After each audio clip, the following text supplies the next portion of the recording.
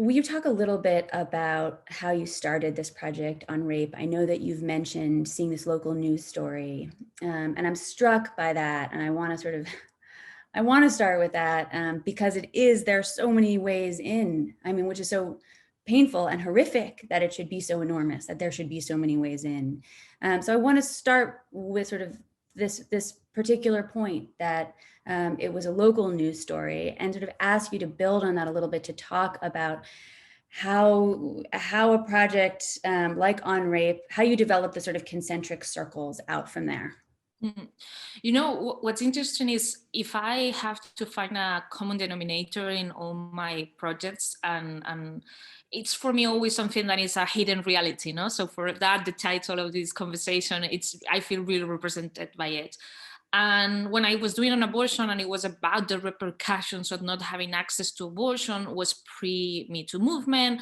And I honestly didn't know much about the subject, which was a proof that it was not a subject that people was used to hear or see about, especially see anything around it.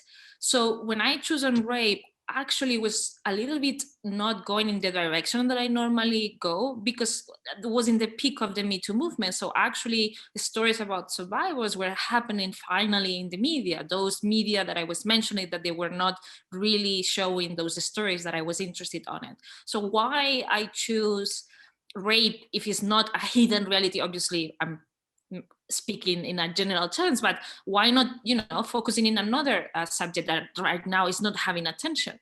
And it was that local news story when I realized we all know rape is happening. What I was not, I don't know, from a naive perspective expecting, especially coming from Spain, is that the institutions were basically giving the back and not really paying attention and really like failing the victim. So the local news, they are always connected to me because in a way they affect me directly, the same way that my law and my access to abortion was about to get restricted in 2013. And don't really mention that obviously was a bell, that was ringing and saying, okay, wait a second.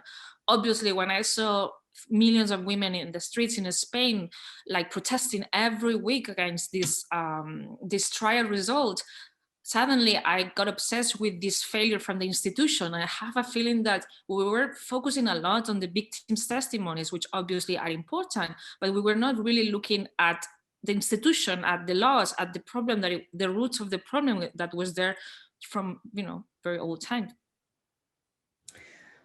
Right. I mean, that okay, I have to limit myself. I want to take that in a few different directions.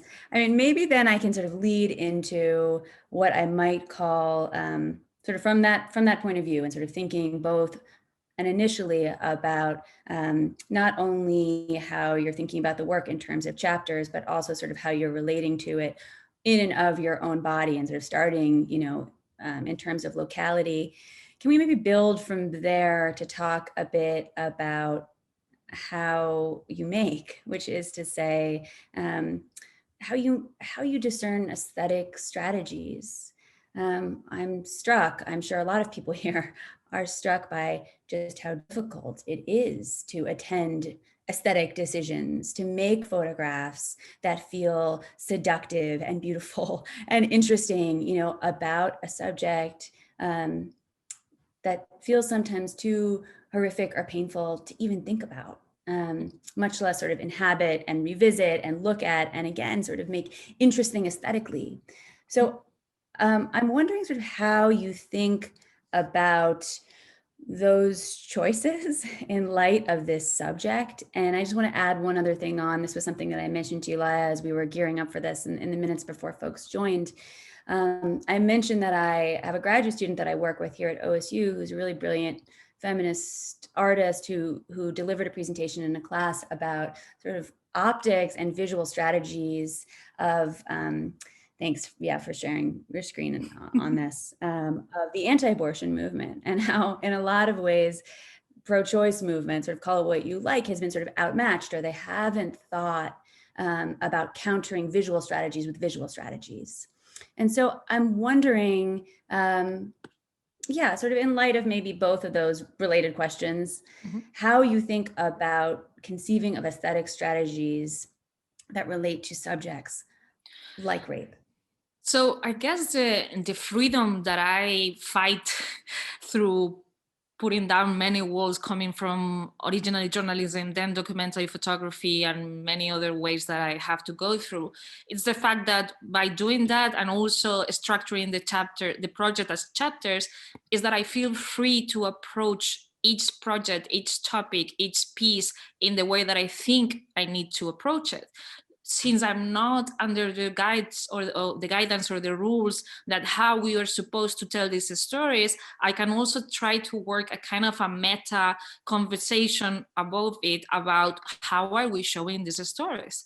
And with an abortion, it was very clear that actually I was using strategies of documentary photography, and I was playing with that in order to trigger people to having curiosity, and they end up reading the stories. I didn't want to shock them by having horrible images, because I want them in the conversation. I want those people from that gray area that were not really comfortable having that conversation. I didn't have to convince anybody who already knew what was going to talk about it. I wanted to have them inside and being able to read and to process information that maybe they would not otherwise.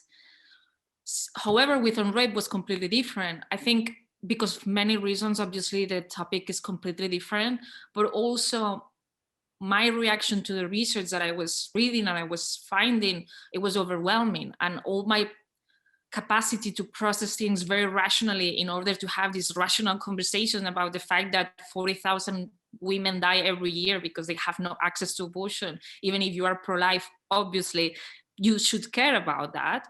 In this scenario, everything becomes much more complicated and much more emotionally complicated. And I have a feeling that I have exposed, I really need to have their faces on abortion. I thought it was very important to portray them from what they were, who were survivors, and they were looking at the camera straightforward. They were not shy, they were not ashamed, they were not looking from the back to a window with some lighting, perpetuating this kind of paternalized view of women going through their stuff. So that was important, but I exposed them a lot. We expose people a lot nowadays because of, social media and the way we share things, because of talks online, because webs. And I had that in mind, but the most important thing is, okay, they're already in the newspapers, we're already talking to them. Let's talk to the institutions. Let's put that exposure, that pressure on the institutions. And that's how the idea of having the dresses, the outfits from the institutions and from the testimonies came from. Like, if this happened because the church allowed it to happen, if this happened because the military allowed it to happen, if this happened because the school system allowed it to happen, let's focus on that. Like, let's put some pressure on those. And that's how the pieces are in real size. And every time I can, I found this kind of rooms like the one you see on the screen, like the one is also at FOM now. Like, you are in the middle of the room, and you are looking at the testimonies, you are reading the testimonies. They are universal, they are not revealing the face of the person, but we're also putting some pressure on what these outfits represent, which is the marriage, which is the prison, and and different. Each story has its own background, and it's not about the rape. It's not about them talking they were raped. It's about how they were completely failed by the institution. How after the event happened, the institution didn't help them or didn't pursue some kind of justice.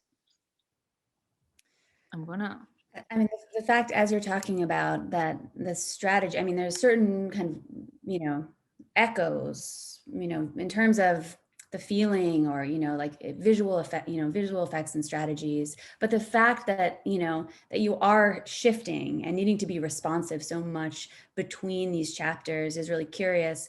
And I would imagine, asked a lot of you in a way that we'll get into in a moment. I mean, before we get to that, I want to ask you about this thing you alluded to, and this is a good photograph to illustrate it, is in some ways like, well, and the following too. I mean, in some ways, the lack of bodies. This is something that I've mentioned to you in the past, and something that you just brought up, right? Like to be sort of to expose, these stories and to be confronted with real people who had to travel, from Poland to England, to get safe abortion, access and so forth.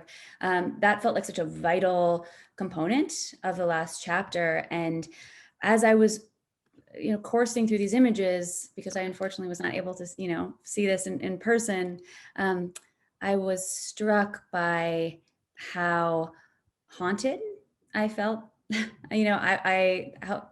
How I don't know if maybe there's a better word for it, but there was a kind of hauntedness to them. And I think one variable of that, maybe not the only variable, but one variable is those lack of bodies from one chapter to the next. There's a kind of disappearance. And with the exception of the grid, or at least I've seen it presented in a grid of the perpetrators, is sort of the one place where, portraits, where sort of bodies appear represented. And maybe you've already alluded to this, but can you speak to that strategy really specifically between chapters? Yeah. I've been thinking about this a lot because mentioning what you said, what I said at the beginning about the reaction and the choice of the chapters or the topics. At the beginning, I was only thinking that the fact that why these stories were not in the media was obviously connected because of interest, patriarchy, all those things. But then I also realized that the way we have been taught how to tell these stories was not really meeting the stories itself. Like because with an abortion, for instance, there were not many images of abortion itself. Also because the way that we've been told how to document those situations was almost impossible or really, complicated to get access to. So using a strategy that they were not as documentary, journalistic, photographic, connected to the kind of social stories that we were, that these subjects are around, I have to also use, as you said, of many different other tools that they might not normally be the ones used to talk about this, at least in photography. Obviously in the art scene is completely different, and this is an idea that is being behind my mind lately. But also one thing that I feel is different from this chapter to the previous one is the fact that I feel I'm much more present. Before, I decided to be a filter of a lot of facts and a lot of content in order to expose it in a way that people will read and will digest in a way that might switch the way that they were seeing the subject, which was abortion. In this particular project, I was so, I don't even know the word, like I was a little bit hopeless. And I think that the aspect that was really interesting. I struggle the most with the statistics. Like at the end of the day, access to abortion, even though it's a political subject, it's actually very easy, technologically speaking. There is a solution. I mean, it's not as obvious, it's as simple as I'm pointing it out, but there is a solution. Obviously, with sexual violence, we don't know the solution. We don't have the solution.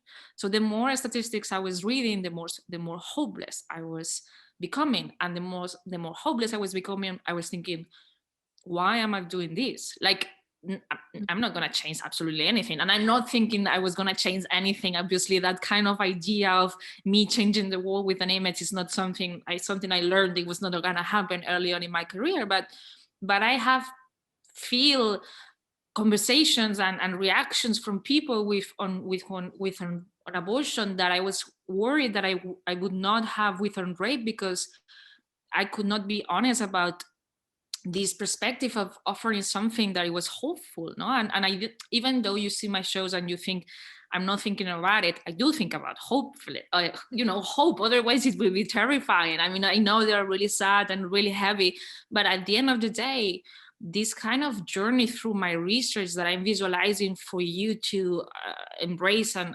live in a space or in a book, it has some inside message of wanting the life to become a better life for everybody. Otherwise, I would be doing a different kind of job. I would be an activist or something different. So with on rape, many of the pieces become metaphors. Many of the pieces become much more personal. The selection of the stories, the selection of the testimonies become much more personal. I use myself as an emotional filter to a higher level that I maybe use myself with on rape, with an emotion. So I think that also in the text you can see the text is less factual. Obviously it's true, but it's written in a more personal way, in a more philosophical way.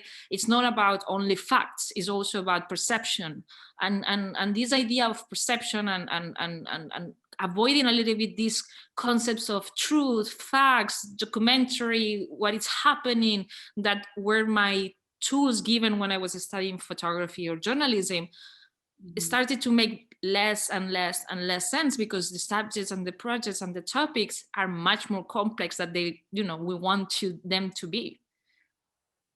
I don't know if I'm making any sense. Please. Yeah, no. I mean, I appreciate how open you're being with that sort of how it feels on the inside. That sort of just like, wrestling with our need to find joy and pleasure and survival through and of our work. And it's certainly something we've touched on a little bit in the conversation we had for the magazine, but it feels like it can't be talked about enough. I look to you as someone who's really brave in the way that you do this. I think in my own work, not to make this is a little bit of a false equivalence, but I think in my own work that I turn so often to joy, and to the joyousness of, let's say like women's liberation or raising consciousness, because it imbues me with joy, right? Because I can feel hopeful. I mean, that's a facile way to describe it. But if I'm being really honest with myself, like I want to retrieve that of my work, for myself. And so I look to you as somebody who, as someone who's working on, I don't have to spell it out, on rape, on abortion, on such patriarchal state-sanctioned violence to women's bodies, agency, dignities. And I do wonder, Laia, like how you sustain and how you find this quality of hope that you are, that you're pointing to. You've already touched on this a little, but I wonder if there's anything you want to add to it. No, I do, because I remember when you asked me this question, and it is a question that I'm asked a lot, no? But the way you asked it was different. It's a little bit what we were talking just before coming into the conversation about the way you ask the questions. They have another layer, and the fact that you were mentioning joy, which is obviously connected to your practice.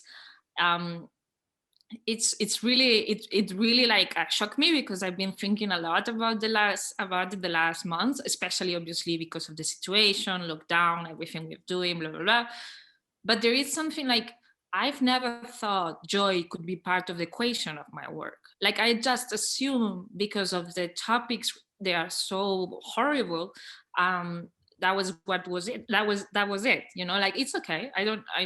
There is no joy, because I mean, obviously there is some joy, and I enjoy traveling and meeting friends and collaborating and having these conversations. But like the actual moment when I am researching or producing, or there is no much joy. There's a lot of emotions, but maybe not joy. And I've been thinking a lot about it, because the next project, it's obviously different. It's less, maybe heavier. It's still, in the same line of work. But I wonder how I can add joy to it, because I think about this, because a question that we also talk about it, I think, and is also one question that I'm asked a lot, which is what's your role, as an artist, and most often they ask me like, are you an activist, or they say you are a journalist, and I'm not a journalist, I'm not an activist, and I am an artist, and I often, as you do as well in your practice, question myself, what's the role of an artist, especially in these kind of topics, especially in 2021, no? And I think when I think about joy coming from journalism, it's something that it should be out of the table, because it feels like it's not respectful. And like it's a very serious, and it comes with some kind of grief And the more I use empathy very often, and the more connected I am with the pain, more respectful I am. But at the end of the day, I guess what we bring to it is joy or ease, or many words in English. I don't really know which one is the best for the situation, because it's the first time I think about this, but some kind of calm, or some kind of, what you put in your kids when they have injured themselves, like you put something on top of it so they don't feel the pain. Sure. Like Yeah. some sort of, I put this on my kids all the time, and yet I can't think of the word. I know just what you mean. Yeah, Yeah. not from a paternalistic point of view, not like, oh, don't think about it, which we need sometimes too. Like, I watched The Mandalorian this week, it's not like, that's not, I'm not judging that, but there is something like to show what the world is, what's happening in the world. And because we are artists, being able and free to add some of our selves, our point of view, our opinion, our practice, our research, whatever, that we also want people to react to. And sometimes it's anger. I have series that I know I'm looking for anger, I'm looking for shock, but it's not my primary interest. Like, I rather people to have many other range of emotions or thoughts than the actual only rage, which sometimes is a little bit limiting. So I've never thought about the joy aspect, because it's sometimes I use irony and a little bit of sarcasm in the in the talks, maybe 1-2 jokes, because obviously it's really heavy. But I've never thought about that. And when you mention it with your work, I was fascinating, because I thought, oh, that's actually very compassion, no? Like, we were talking about compassion and empathy as well. And I think, yeah, it's something that is gonna influence and change the way I see the work. Well, that brings me in, I mean, in some ways to, I don't know if there's one central question, but a question that I put to you in different kind of ways and different platforms, that you yourself are just bringing up now, which is this very small question of what can art be? What can art do? And I think that the title of our conversation in the magazine is something like this, like, what can it be? And I think about your work makes me think about this like no one else's, because it does exist at the nexus of, visual and creative practice, as well as borrowing strategies, as you have alluded to, from journalism, from ethnography, from social science, and on and on. And, I'll put then this question to you that I've put to you a few times in different ways. But how to say this, why be an artist? Why make this as artwork? And maybe that's one way into this. What can art, which is to say, what can art do? The second half of that sentence is that something else couldn't do, that another discipline sort of couldn't achieve or sort of open a line of inquiry into. It's an impossible and unfair question, but I wonder if you could try to speak to it a little more, unfold it for us. Sure. I'm not that kind of photographer with that pretty story of having the camera 9 years old and discovering photography, which I had the camera, but I don't really never connected to photography with this kind of romanticism. I actually feel that for a long time, I struggled with photography, and we have like a love-hate relationship for a long time. And obviously art was never the label that I was looking for, and I still also struggle because there's a lot of prejudices around it, especially where I come from.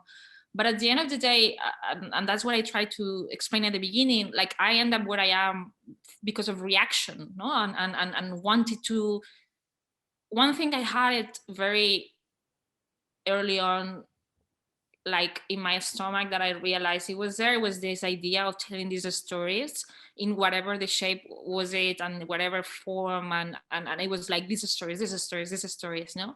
And then you find the way, you find the platform, you find the way to fight against, no one wants to show them, no one wants to talk about them.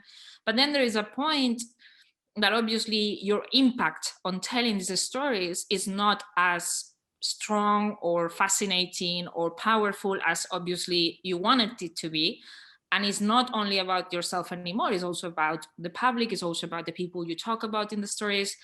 So one of the biggest crises, I guess, that I had, and I still have recently, is actually connected to this idea of pain and this idea of suffering and this idea of joy and the kind of stories I tell, which is, if I am not gonna tell these stories anymore because I can't do this anymore because I'm mentally, it's just too much. I've done it for 13 years.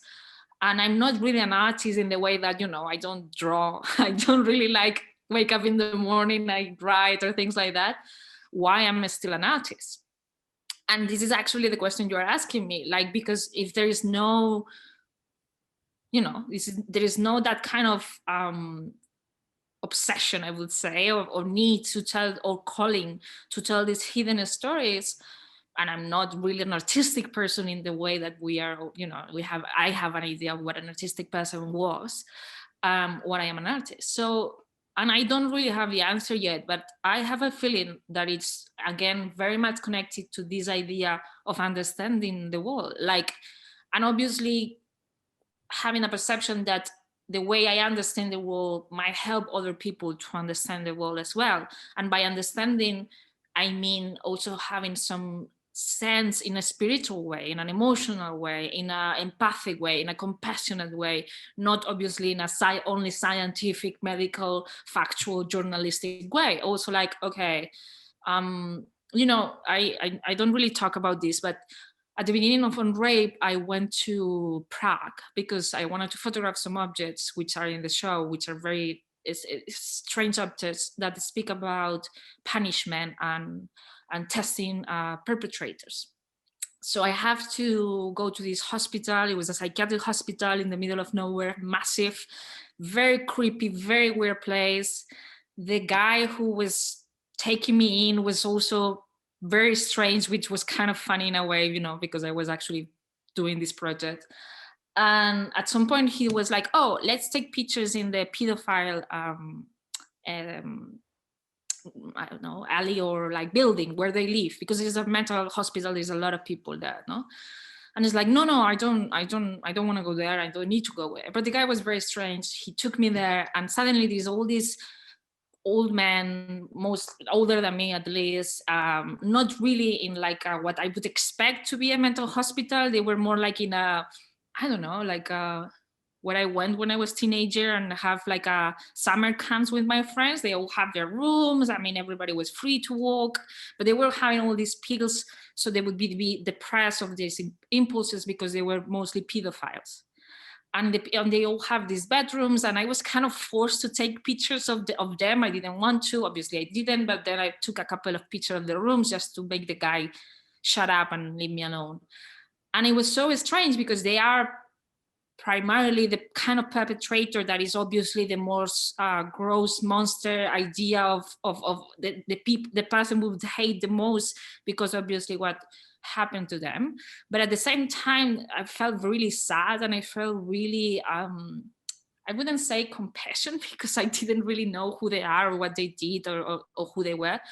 But there was something strange about this kind of gray area of emotion, no? Like, it's very easy to, even when I am in the side of feminism and I'm supposed to be in the right side and documenting the victims and giving them voice, there was something very interesting to be in that situation.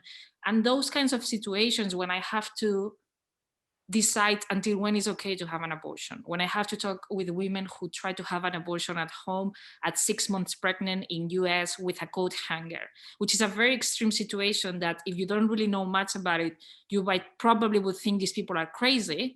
There's something about this craziness which is very connected to not really understand, and is very much connected to lack of empathy. And obviously, don't get me wrong, I'm not saying we all have to be empathic with pedophiles, but the work I do put me in these situations.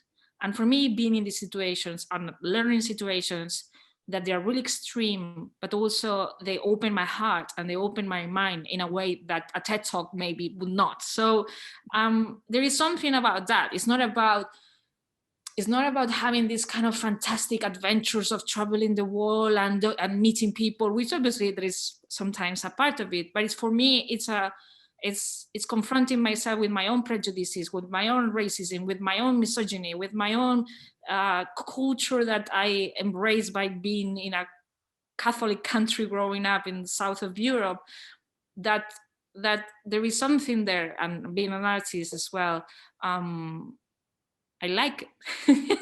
At the end of the day, I like it. I can really relate to that.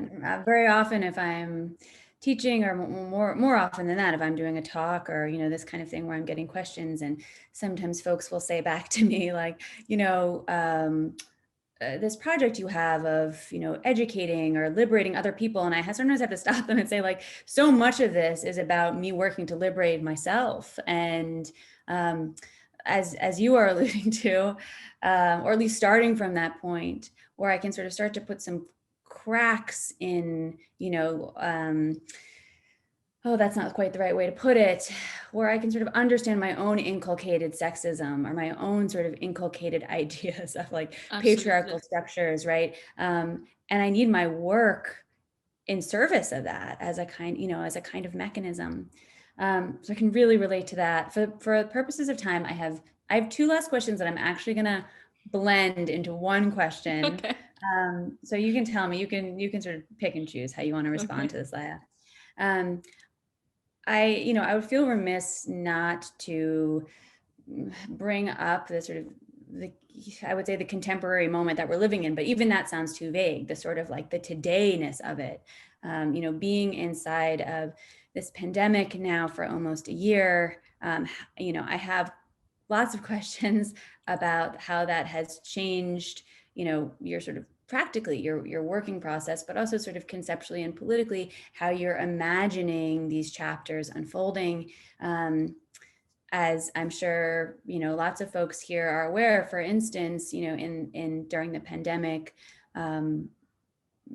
instances of violent abuse and rape of women, largely women in their homes who are sort of shut in with their abusers, has skyrocketed for obvious and painful reasons. So I'm sort of thinking about how that changes the terms in terms of, like when it comes to the project itself, but also your how your work unfolds, in terms of the kind of structures that you conceive of to hold up those insides. And then also, and this is where the second half of the question is going to be tacked on. Since we last spoke, abortion has been largely legalized in Argentina, a Catholic majority country, up to I think 14 weeks. And of course, has been all but banned, including fetal abnormalities in Poland, much closer to you.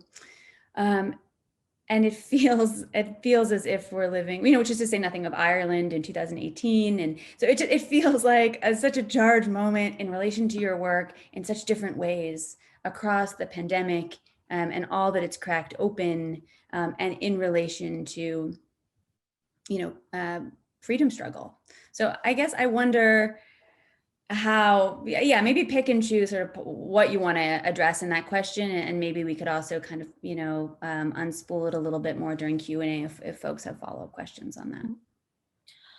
So on rape got kind of like, and it is still on a kind of hold situation. Like something that I like to do lately whenever I can is to do first the installation and then the book. I did it by not mistake, but because it was the only way with an abortion, because of the circumstances. And it was really interesting, because it was the first time that I created a project thinking on installation. It happened in Al, and I could see people reacting to it, and then I could understand what I've done. And when I could understand what I've done, I was able to make a book, because making a book about abortion when you are not a physician or a historian or anything like that, obviously is a lot, no? And I thought, okay, let's do the same. I do on rape, we do the show. We have the show in Paris at my gallery. We open up, and then we were supposed to have itinerary, and we couldn't. And I was aiming and hoping to be inside the show to see people react to it. So again, I could understand what I've done, so I could make the book. And I was able to be at home for like 2 hours before they went to be locked down, and I saw people looking at the testimonies, sitting down in the middle of the room in the chair. And I remember 3 women who were looking at one piece, and they were there maybe for 40 minutes. And I wonder why. Like, they haven't yet gone through the whole show. It's not like they went, come back and sit. They were only looking at that testimony for so long. And there is something about not being able to deny the fact that what happened during these years, Yeah, right. because you mentioned Poland. I started working in Poland, and I didn't expect it to go worse. Like, I didn't expect it to go better, but worse was almost impossible, and it went worse. Obviously, we have Argentina, which is a positive side of it. I started with Trump becoming president, and we have a positive outcome, which is not anymore the president. But during this year, 1,000 million things happened that you can also go both ways. What I understood when everything went down is the fact that I cannot pretend that it's not happening what is happening. I'm making a book that is in order to understand the world. And as you say, the first weeks, women were calling to the abuse and violence shelters because they were suffering even more than before, because people were trapped at home. And we didn't know this was going to last so long. And you wait. So the book is on hold. And the book is on hold because my understanding of what we do is on hold, and because everything is changing. And this is a very organic way of working. As you can see, I made lots of mistakes the way I speak, and I am always contradicting myself. But I have a feeling that this kind of vulnerability of our practice, it's something that during this year of lockdown, by doing talks on Zoom or teaching on Zoom, or being inside of a room of people we've never been before, it's something that people appreciate. And I think it's something that is really important in order to see what we did wrong or what we haven't done right yet. It's in terms of documenting, photographing, or telling stories. We should not be punishing ourselves of what we didn't get right. We should also, trying to learn how can we do it better, and pushing up to have a book or pushing to have something that doesn't makes much sense. Obviously, I'm talking from like a utopic perspective of being privileged enough to being able to wait. But still, when I'm going to write in a book, if I don't really understand the world right now, everything has changed. I've changed. So this is only an example, no, of obviously with much more crisis around and much more drama, but the way I work and I practice, it's trying to be receptive to all of this. And having conversations like these, or being interviewed by people, for me or being able to see the shows and see how people react to the shows, or having feedback from people when they read the book, even when the feedback might not be positive, whatever.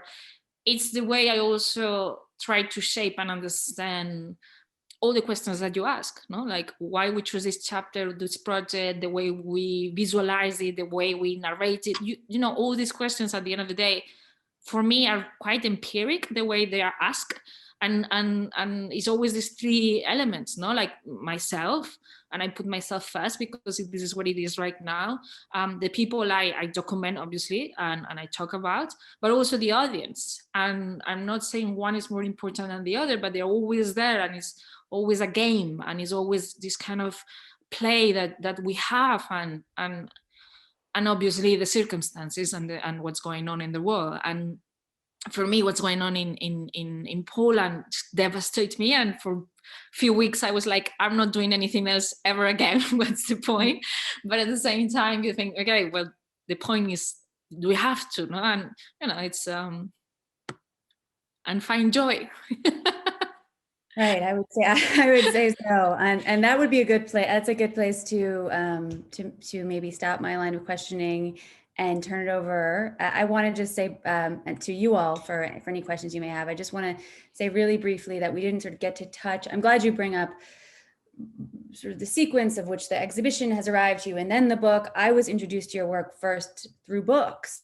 and then sort of came to know of how they've lived in exhibitions. And so I imagine there's people in the audience. I mean, I see Brian is here, who might have interest in, you know, in how the book functions and design questions related to that. And I just also wanted to just point out before we turn it over how, at least for me, books have taken on a whole new resonance, right? Like, as I can't see exhibitions, I've been coursing through all of my artist books and sort of, you know, visiting with those artists in different ways, and you know, oh, I froze for a second. In any case, I think it's an obvious point, but it's a resonant one.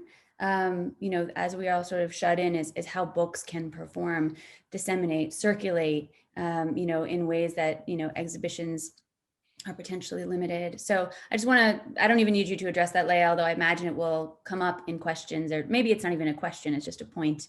So with that, I think we should turn it over to folks. I'd be so curious to hear what questions people have. Yes, thank you both. This was amazing. It's also sort of hard to believe that you've never met in person, because the conversation is so fluent and so not casual, but that you understand each other's thinking, and that's really insightful. I feel like Laia is an old friend. And one day we'll have a glass of wine together in the same city, I'm sure. Don't make me cry. This will end. This will end. The real world will come back. So we have a few questions. As a matter of fact, also in response to Laia's Instagram post on phone. So I'll start with a question by Nikki Kerpenstein on Instagram as a response to the quote by Laia about the institutions that failed the survivors. And her question is as follows. So what are, for example, the pressure on the victims from institutions that failed caring? And how does failure of caring for victims unfold? Are there institutionalized effects on people not acting out in institutions? Is it because the work people do within is more important than social interaction? Is it because of self-help culture is being developed on the internet? Okay. It's not an easy question to answer. No. You know, I was just reading, actually, I'm sorry, I'm cheating, because I was reading the questions from the chat just to be prepared of the questions of the chat as well. And I was reading the question of Miriam, and it's a little bit, it's not the same, but it's a little bit connected, and I'm gonna use it as an example because it is a very complicated question. And do you want to? I'm gonna start with a little bit trying to answer that, and then I'm gonna answer that one that in a way it's connected to the other one. Yes, no, maybe all of it, all of the above. The thing is, in a much more simpler way. Okay, I'm gonna go to the a little bit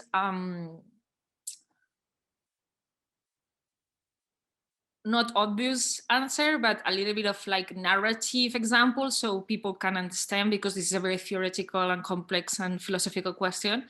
But at the end of the day, for instance, I was looking for very precise testimonies. I was not only looking for people who have suffered from sex assault or sex violence. I was looking specifically for those people that, because they were part of these institutions or this rape culture, specific institutions inside where there was rape culture, they would have also suffered that secondary violence, which is being just not believed or just, you know, like providing them to seek justice. And one of the testimonies I was looking for a very long time, for 2 years, and I talk about it this in Instagram, but obviously it's not the same in 2 seconds that here that I can speak a little bit more about. Was about, I was looking for a testimony of a young boy or a young girl who was abused or raped by the teacher. Because I know that there is kind of many circumstances where this has been silenced and or the children is not believed, and I was very interested in finding that. And where I find it, where I look for the story, sometimes it's connected to the law, sometimes it's connected to a specific statistic, but in this particular case, I was looking at it in South America, in Central America, and I end up finding it in Colombia. This is for me one of the most complicated testimonies that I found, but the voice, the person speaking is the mother, and the mother tried to find justice for a year because this teacher has abused more than 20 children, and he was not even fired, he was not even persecuted. When he was fired, he was just translated to another school. He's actually teaching right now. And so the anger, not only towards the event, which is this 4-year-old being abused by the teacher with all the classmates, is obviously outraging, is the fact that these directors from this school, the other teachers, the institutions, the local politicians, the lawyers, like all these people was preventing them not only to find justice, like to stop him to keep doing it in the next school. This might sound horrible, might sound crazy. This is so common, like so common. And this is definitely not the hardest story that you can hear about rape, because obviously there is much more of it going on. But this kind of institutional violence was the one I wanted to portray, was the one I wanted to focus attention of people.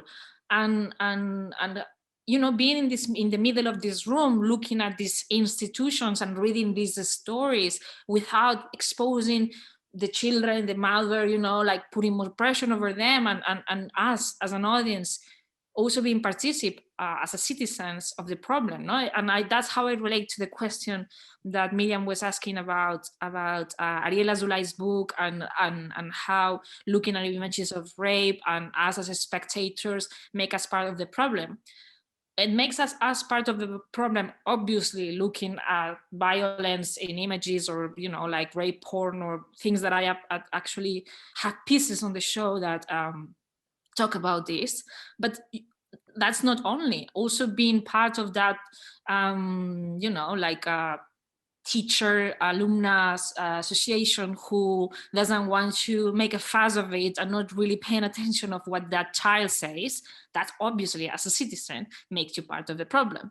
So there is many layers and many aspects and many pieces that I do approach that part of it, and I am part of the society, and I am very aware of who I am, and I use also my own experience to understand which are our problems. And that's the part when I talk about institutional rape, this is the kind of story, the kind of perspective, and the kind of aspect that I want to have a conversation about, in a level that we are not politicians, we are not philosophers, we are not, like in the level that we are talking with our flaws and also our outrage and our anger, which is there, and that's why it's also in a room, because I want people to go with a friend and you were asking about the book versus the installation, and I always say the same, but I have a feeling that when you end up in a show, this is a public experience, and being a public experience that you can go with somewhere else, you digest things in a different way than when you have a book, which is a private experience that you experience at home.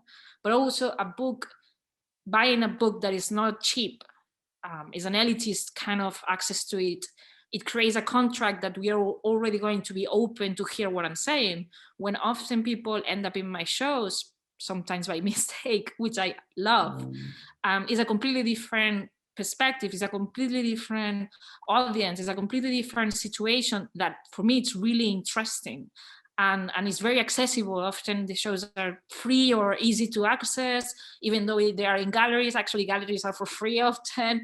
It's a matter of knowing that they exist. But I think that's very interesting. The way you experience the show, the way you experience the stories, is going to affect you in a completely different way how I show it to you. And I don't want to scream to people, oh, we are the problem, like, oh, we are horrible, our society is horrible. No, it's more about, okay, let's face this, which is a little bit more the tone of this first room that you encounter when you arrive, and this institutional rape that I try to explain. I don't know if I'm being clear. So it's the first time I speak about the project, actually. Second, third time, not really much. What do you mean about the project as on rape as a whole? Well, we have the first and only talk in Paris with real people, which was lovely. Then we have a second talk in Liège, but very few people with masks and so I've been avoiding a lot to do online talks about on rape because I haven't felt yet the experience of people seeing the show, me seeing the show. And because of everything we spoke with Carmen, everything changed the moment I get birth to the project. So I still, my speech around abortion, it's really, really clear. It's really precise. It's, all conceptualized. I've been doing it for 6 years. But rape just got in the middle of this pandemic, and I'm still processing everything, and there is flaws in the way I speak about it because I haven't yet really speak with many people because I live alone and I have a very isolated pandemic situation. But hearing you speak about it very much gives shape also to your thoughts, and also it really it almost comes alive, and I can really, and also to have the conversation between the two of you, and it's how natural and but yeah, you feel that it really takes shape as you speak about it. Yeah, and I'm gonna insist in this component of people seeing it because it feels like it's not important, but it's when it makes sense, no? Like the component of time and space, especially with a show, and is completely interrupted by lockdowns. So we do need to, and the project needs to be seen. So I also, make sense of it. So it's hard for me to actually speak about it. And that's why I wanted to have a conversation instead of a talk, because I still need to understand what I've done. And thank you, Carmen. I'm very glad to helping me to also process it. No, absolutely. Sorry, because there are more questions. Well, Miriam had a little less of a theoretical question to both of you, Carmen and Laia. Since both of you have studied visual histories on female-related subjects, what photographers or bodies of work would have been of inspiration to your practices? You go fast. That's a good question, but a hard question because, of course, so much informs a kind of creative and political consciousness. In my own work, and I don't want to occupy too much time here, but in my own work, I'll just briefly say that I'm particularly interested in what, here in the United States was once referred to as women's liberation before it came to be known as feminism. And for all of its bravery and for all of its, sort of contradictory aims. And most recently, I've been in conversation with another hero of mine, Merle Lederman-Ukeles, who some of you may be familiar with with her maintenance art project. And if you're not, I would really highly recommend it. And I'll sort of briefly describe it as being conceived of a moment in her own life in the late 1960s when she was a young artist and a mother, and sort of negotiating what we would now maybe refer to as like a kind of politics of care. But that didn't exist as, an academic construct, the way we talk about it now. She had to sort of invent it and, started deciding this thing that I'm doing at home with my children, where I'm changing their diapers, where I'm taking them on walks, where I'm putting them to sleep and I'm waking up at night, that this is my work, that this too is a practice, that this too requires creativity and dedication and repetition and boredom and ecstasy. And like, I don't have to partition these things, which for me is such a profoundly matriarchal idea, and anti-capitalist idea. And so I've been really interested in Merle's work, and have recently been in conversation with her as we are conceiving of a kind of collaboration between the two of us, I hope, and have been reading alongside that very famous Bell Hooks book, Feminism is for Everybody, which I would, which is written, I think, in 2000, which I would, again, very highly recommend as she herself thinks about care work. I mean, this is not news, care work that women perform for either, invisibly for very low wages or for no labor, for no money at all in the home, and thinking about that particularly with bell hooks as it comes to the work that mothers do and the work that domestic workers do. And this is something too that Merle Lederman Euclides was really brilliant about, and something that so many feminists of that era overlooked, being, that they were such a largely white middle-class contingent, the relationship between those kinds of work as denigrated, as low work, as invisible, as unremunerated. So that's a kind of a long-winded answer, but I would just say that I've been thinking a lot about Merle Lederman Euclides' work. She now lives in Israel and is in her 80s, with bell hooks' writing. And to be honest, I mean, I don't know where you sort of fall on this, Laia, but I always struggle with this question because I tend to think much more in terms of literary references, and be that sort of nonfiction, but also fiction actually, and poetry. And that doesn't always sort of square so neatly with how we talk about what we do as artists. So maybe I'll leave my part there. Sorry if that was a little long-winded or... No, I love it. Yeah. I mean, especially because every time I hear you speaking, I realize how different are our influences and how I'm lacking of knowledge, especially of feminist theories in the art or in the literature, besides the essays and obvious more into political studies that I came across lately. But my influences are quite male dominated, at least for the beginning of my career, in terms of photographers, in terms of storytellers, instead of artists. And there is, I think, for me, I also struggle with the question because it's really different depending on the moment you ask me the question. Like also the fact that when I was doing an abortion, it was 2015.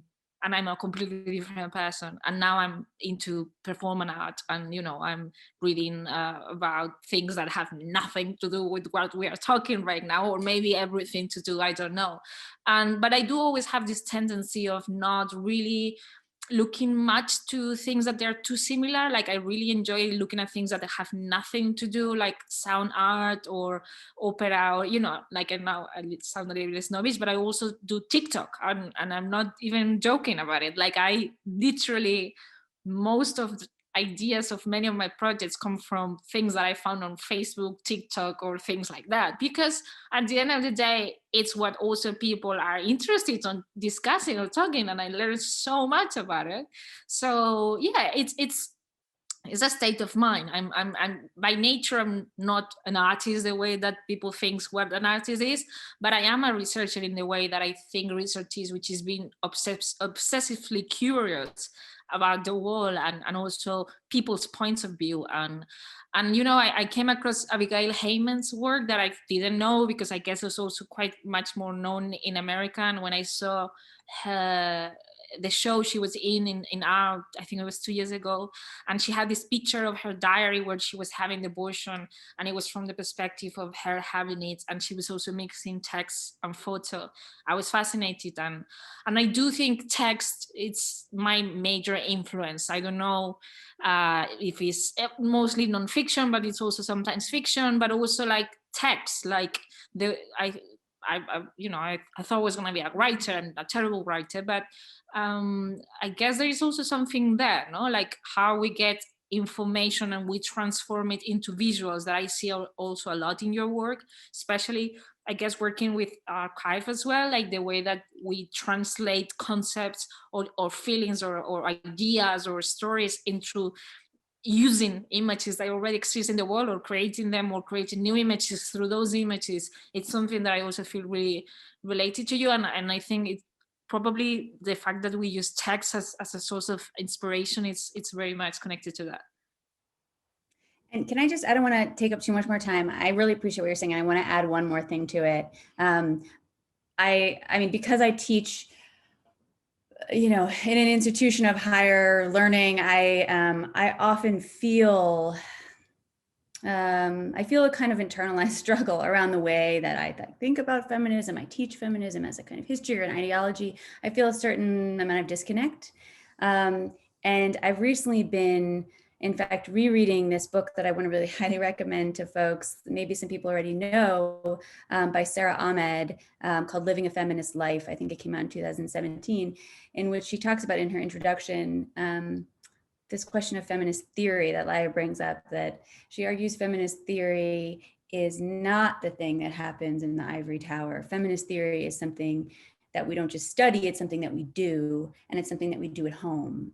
It's something that we sort of do in and of the world. And, as we are changing our children's diapers and so forth, as we're sort of negotiating and questioning the status quo. And that I've thought about her writing so much as, well, really in preparing for this, but certainly as I thought about your work, in a more broad-based way. But I know there's more questions in limited time, so I'll turn it back over. You want to choose, As Claire? a matter of fact, we have to keep in mind the lockdown.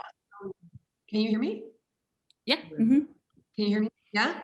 No, I said we have to keep in mind that there's a lockdown here and that there's a certain amount of time. So we have about 15 more minutes. So I'll go to the next question. Krasimira Butseva. Hi, Laia. I'm interested what coping or self-preservation methods or techniques do you use when conducting this research? How do you take care of yourself whilst navigating through such traumatic topics? Well, I've been quite open about this question. I just don't want to make a look like I am. It's always complicated. I have many therapists, and it's not even joking. I have like 3. And I have one therapist who has always been there, and it's just also for personal reasons. But there is a specific therapist I have for this particular reason, which is a PTSD therapist on that, like specialized on what this kind of work affect us. And I've seen this before in my friends who were photographers, or people that you would expect them to have PTSD and be affected by it. But I don't really think people expect us to have this kind of struggle, no? And I started especially with when I was doing on rape, because I was working with psychiatrists, I was working with psychologists and with lawyers for the project. And one of the psychiatrists was asking, she was telling me that I had PTSD, and I was like, well, but I was not there, or I am not in danger, or there's not a war. And she's like, well, you have something that is called PTSD by solidarity, which comes often with people who work with narrative. And I found that fascinating, because we do work with narrative, not the same way a nurse or a psychologist does, because obviously they have a massive responsibility in that situation. And I'm not even comparing my job with their job, which I don't know how they do it.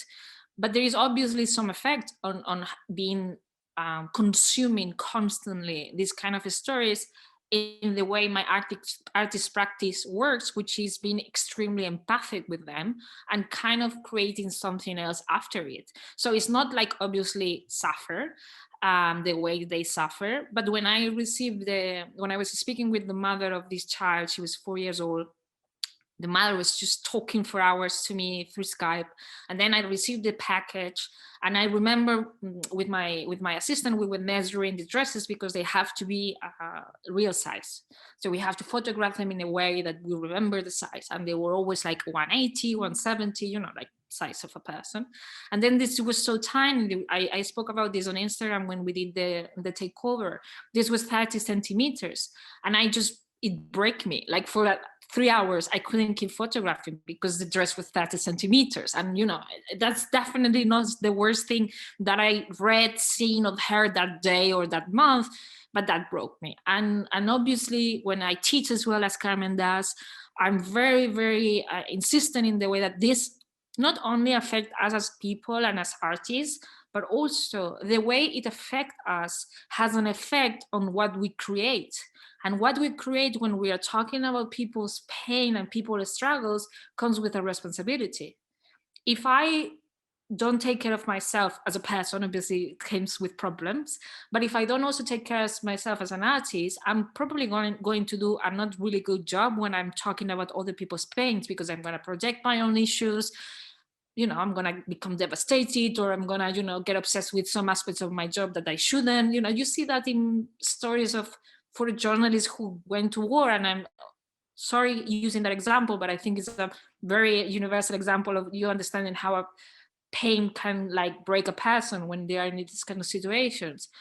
So even if you don't want to do it for yourself, do it for your work or do it for your job. No, like I think the better we know ourselves, the better we can talk about other people's lives, other people's pains, other people's realities. If we don't know who we are, who are we to tell who they are? No, and I think this is something that during this year people are paying more attention, obviously because we're in a lockdown, we are isolated.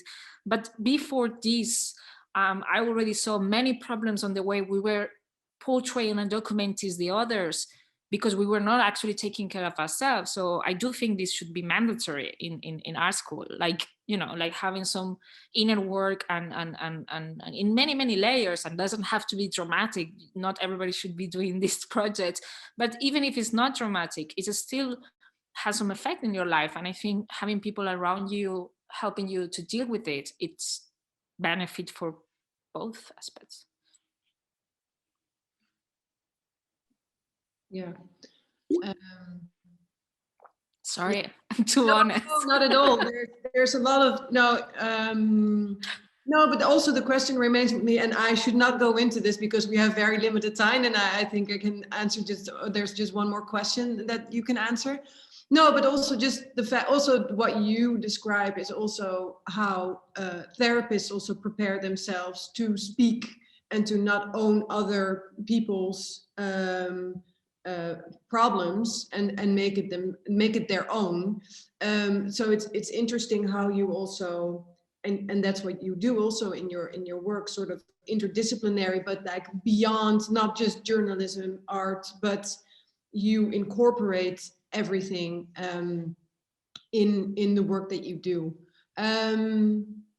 Yeah, I'm not going to. I'm going to move to the next and final question, which is focused on more on the future, by Sina Niemeyer. Do you already know how many chapters there will be in total, and what are you going to work on next? I know what I'm working right now, which is you know, something that I do often is to look back of projects that I've done that maybe were not at their best when I did them because of different circumstances, and I also allow myself to change them and make them better. So I'm doing that with one series that I did for a very opportunity we have that was very short, limited time, which is on menstruation myths. And I'm reconceptualizing this series because we're going to show it in few group shows, hopefully soon. I don't know when, in different places. But I'm definitely, obviously, working on the next chapter, which is the one you mentioned, the Genesis chapter, mass hysteria, which is gonna be different. And I mentioned it already, like I'm not the same person I was when I started on abortion, and that, which is a good thing. And this is going to be due 2023 if everything goes well. And I'm working on that. And I'm obviously thinking about Unripe book, which is, you know, I already explained what is happening.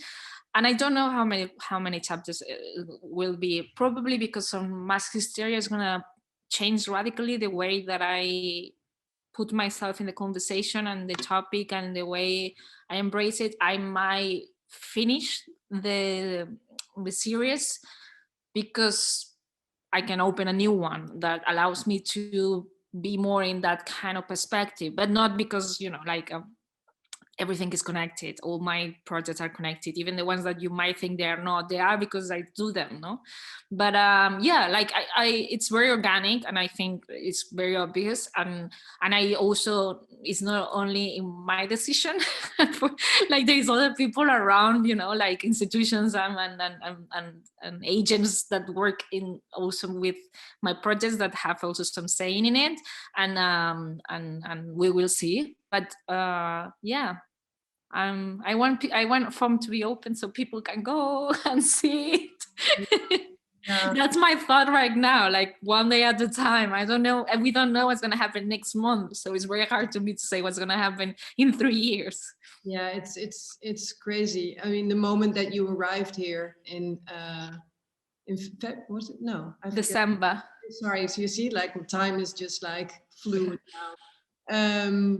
Yeah, it's crazy. I had one quick question in relation to this, which makes me so thinking about like future, like new or next chapters, and also what you say about going back to like projects that you've done in the past, made me think about, for example, on abortion, which is so current, and it's so like also the topic is so moving. There's so much happening within it that I wonder, do you feel that you ever want to consider even like extending it, going back to it? Do you feel any friction within that it is what it is and that feels good, or is it, does it still keep moving? When there are very close stories, close in the sense that, for instance, when I did the epilogue about this family who went through the losing of one of their members' daughter because of eating disorders, it's quite close story, and we did a book. I feel fine about it. When there are subjects like so broad from a global perspective, from a historical perspective, like on abortion, obviously is a project that has never ending. It could be forever and ever. So far, for me, talking about the subject, having a show, obviously, but even doing a Zoom or having a publication is also be working on the project. Like, it was as important for me to have the show in Ireland during the referendum, or in Mexico, or in New York during the election year in US, as making the project. So it's still happening, and I even like modify the exhibition often, and it's always a conversation that is there. But going back to projects that I don't feel like they represent me right now, often it's because I did it when I was younger, or I did it in a very fast period of time. So what I change is my perspective and my outcome around it. It's not about researching more or giving more than what I already gave. It's more about, okay, that's not the way that this should be told from my perspective right now. It's still interesting for me, so I'm just gonna go back and revisit and do something else. And that might happen with eating disorders.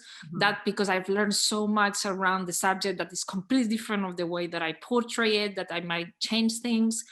And with an abortion, it's still recent, so I still feel represented by what I did. But obviously, in terms of research and in terms of news or in terms of content, it could be never ending. So yeah, but no. So maybe in 20 years I would do again the history of misogyny. Hopefully not, to be honest. Yeah, but so now it's also a starting point for as part of the conversation, rather than having to extend it and build on it. You build through conversation. Yeah, like, I mean, obviously when you do a book, it's different because it lasts. It's not that it's better or worse, but it lasts. So doing it is always, for me, I need a moment. But the shows, they have this thing that I love, which is that you can revisit them and go back and redo it in a different way, and that's something I love. But yeah, we will see. Like, hopefully I'm doing more joyful things in the next years. Well, it made me think, this conversation, a feeling of a collaboration of some kind. I mean, obviously this is a collaboration. It is. Thanks to Zoom and all the technologies that we can look back and revisit and listen. But yeah, who knows? That was my sort of, happy thought. Who knows? I think we have to leave it at this, even though I think we could easily go on for another hour. I want to thank you both so very much, and to everyone who listens. Very insightful. Again, we will be able to look back at it, listen to and look at the on YouTube. I look to my colleague, she nods, that's correct. So thank you so very much. And well, I can only wish that we can see each other and talk more in person when the world turns slightly back to normal at some point. Indeed. Thank you. Thank you so much. Thank Thanks, you. Carmen. Thank you, Laia, and everybody. Appreciate it. Thanks.